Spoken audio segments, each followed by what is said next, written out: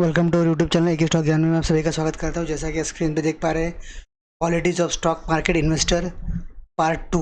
जैसा कि हमारा पार्ट 1 भी एक दो दिन पहले आया था कि एक अच्छे इन्वेस्टर में कौन सी क्वालिटीज होना चाहिए ताकि वो लंबे समय तक एक अच्छा इन्वेस्टर बना रहे और मार्केट से अच्छा खासा रिटर्न जनरेट कर सके। तो इसके रिगार्डिंग हमने दो पार्ट की सीरीज़ बनाई थी, जिसका पहला पार्ट हमने 2 दिन पहले लॉन्च किया था। अब सेकंड पार्ट हम आज बना रहे हैं। हमारे जो पिछले इसमें 5 पॉइंट्स थे हमने वो कवर किए थे, और बचे हुए जो पॉइंट है अभी हम इस पार्ट में कवर कर रहे हैं। तो अब तक जिन लोगों ने सब्सक्राइब नहीं किया, प्लीज़ सब्सक्राइब और चैनल, ताकि आने वाले इस प्रकार की वीडियोस और शेयर मार्केट से रिलेटेड अपडेट आपको रेगुलर मिलते रहे, ताकि आपसे किसी भी प्रकार की कोई गलती ना हो। तो शुरू करते हैं आज का वीडियो। जैसा कि आप देख पा रहे हो कि जो हमारा ये जो पॉइंट है मैनेजमेंट, जैसे कि हमने पहले पार्ट में दिखा था स्टडी तक का।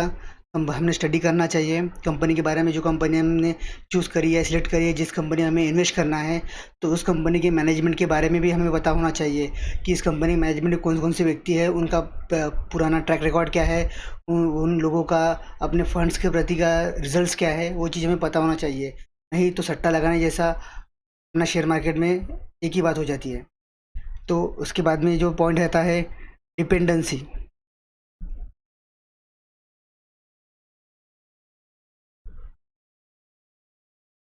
डिपेंडेंसी, अब समस्या क्या हो जाती है कि भाई हम मार्केट में आ गए, हमने शेयर सिलेक्ट करा, उसमें इन्वेस्ट करा, लॉन्ग टर्म के लिए इन्वेस्ट किया, उसके बाद स्टडी करी, पेशेंस रखा, और बाद में हमने मैनेजमेंट भी देख ली। पर अब समस्या क्या है? डिपेंडेंसी। भाई अब शेयर बेचना कब और लेना कब, ये कैसे करना? इसके लिए आपको कंपनी का बिजनेस और बिज़नेस के बारे में पता होना चाहिए, कंपनी के मैनेजमेंट के बारे में पता होना चाहिए। आपका स्टडी रहेगा तो आप किसी के ऊपर डिपेंड नहीं रहेंगे। आपको कैसा है, आपको अगर शेयर कब बाय करना है, कब सेल करना है, ये आप दूसरे के ऊपर डिपेंड रहेंगे तो आप मार्केट से पैसा जनरेट नहीं करेंगे। आपको हर बार उसकी राह देखनी पड़ेगी कि वो कब बोलेंगे सेल करना है, वो कब बोलेंगे कि बाय करना है। इसलिए खुद इंडिपेंडेंट बनना सीखो शेयर मार्केट में। अगर आप खुद इंडिपेंडेंट बनेंगे तो ही आप मार्केट से पैसा बना पाएंगे।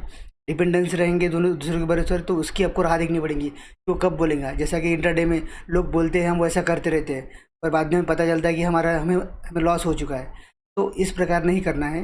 मार्केट में खुद रिसर्च करके खुद डिपेंड बनना है, किसी के ऊपर इंडिपेंडेंट नहीं रहना है। नेक्स्ट हमारा पॉइंट है क्वालिटी। हमें जो शेयर और स्टॉक सेलेक्ट करना है, उस शेयर और स्टॉक में क्वालिटी होना बहुत ज़रूरी है। नहीं तो क्या, मार्केट में बहुत सारे शेयर है, जैसे कि पेनी स्टॉक उठा लिया, कोई क्वालिटी स्टॉक है ही नहीं।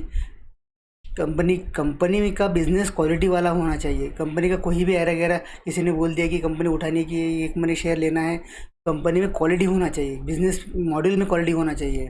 तब जाके आप उस कंपनी में इन्वेस्ट कर सकते हैं, तब आपको बेनिफिट होगा। नहीं तो क्या, क्वालिटी अगर कंपनी में नहीं रहेंगी तो कंपनी एक टाइम के लिए आपको कुछ पैसे कुछ टाइम के लिए आपको बना के देंगी, पर फिर बाद में आप एक बार उसमें अटक गए कि आप हमेशा के लिए अटके हुए रहेंगे। इसलिए हमेशा क्वालिटी स्टॉक में रहिए। क्वालिटी स्टॉक में रहेंगे तो आपका पैसा बनना ही बनना है। अभी मार्केट में भी जैसा प्रेशर है, ऐसा प्रेशर मार्केट में हमेशा आते जाते रहता है। तो क्वालिटी स्टॉक में क्या होता है, क्वालिटी स्टॉक नीचे तो आते हैं पर उसी रफ्तार से ऊपर भी जाते हैं। पर जो क्वालिटी में कमजोर स्टॉक होते हैं वो एक बार नीचे आ गए, नीचे बैठ गए कि बैठ ही जाते हैं, ऊपर उठने में उनको बहुत समय लगता है। अगला पॉइंट हम देखते हैं कंपनी का प्राइस। कंपनी के प्राइस के ऊपर से कभी कंपनी का आप कैलकुलेशन कभी नहीं लगाना कि भाई जैसे एमआरएफ कंपनी है, आज का एमआरएफ का कंपनी का शेयर 1 लाख रुपए तक जाके आ चुका है, तो एमआरएफ की सबसे बड़ी कंपनी होगी क्या, एमआरएफ सबसे अच्छी कंपनी होगी? तो इसका मतलब ऐसा नहीं होता। और ऐसा नहीं कि भाई अभी जो इन्फोसिस का शेयर 1700 रुपये का है तो इन्फोसिस का खराब कंपनी हो गई? नहीं। तो कंपनी का जो प्राइस होता है, कंपनी का प्राइस एक इंडिकेटर होता है। प्राइस के ऊपर से कंपनी का जज मत कीजिए कि कंपनी पर 100 रुपये मिल रही है, 10 रुपये मिल रही है, 20 रुपये मिल रही है, तो चलो बाय कर लेते हैं, खरीद लेते हैं। 2000 की है कंपनी, महंगी है 4000। कंपनी का बिजनेस, कंपनी के जो परफॉर्मेंस, कंपनी का प्रॉफिट लॉस, कंपनी की बैलेंस शीट, ये सब चीज़ें मायने करती है। कंपनी का प्राइस कभी मायने, प्राइस देख के कभी अपने शेयर बाय नहीं करना चाहिए। ये चीज़ आपने सीख ली तो आप लाइफ में बहुत आगे जाएंगे। उसके बाद में री इन्वेस्टमेंट। अब हमने यहाँ तक तो हम पहुँच गए, हमने शेयर मार्केट से प्रॉफिट कमा लिया, पैसे बना लिए। अब समस्या आती है कि वो जो हम इन्वेस्टमेंट से जो प्रॉफिट कमाते हैं वो हमें ऐश में उड़ाना नहीं है। खर्चा करना नहीं है। फिर समस्या क्या है, फिर हम पैसे काहे को कमा रहे हैं, अगर पैसे कमा रहे हैं तो फिर उसको खर्चे तो करना पड़ेगा। आप अगर आपकी इन्वेस्टमेंट कंपाउंडिंग अगर आप चाहते हैं, मार्केट में कंपाउंडिंग का नियम बहुत से लोगों ने सुना होगा। कंपाउंडिंग तब बनती है जब आप आपकी इन्वेस्टमेंट को री इन्वेस्ट करते हैं। अगर आज आपने 1 लाख रुपए के ऊपर अगर 20,000 रुपये आपने 20% के हिसाब से कमाई है, और अगले साल में आप 1,20,000 इन्वेस्ट करते हैं, तो आपको 1,20,000 के ऊपर 20% मिलेंगे। तो आने वाले साल में आपको जो आपका 1 लाख प्लस आपकी इन्वेस्टमेंट में आपका जो मुनाफा 20,000, उसके ऊपर भी आपको 20% मिल रहा है। तो आने वाले समय में इस कंपाउंडिंग को आप मल्टीपल करते जाएंगे तो आपका पैसा मल्टीपल लेवल पे बढ़ेगा।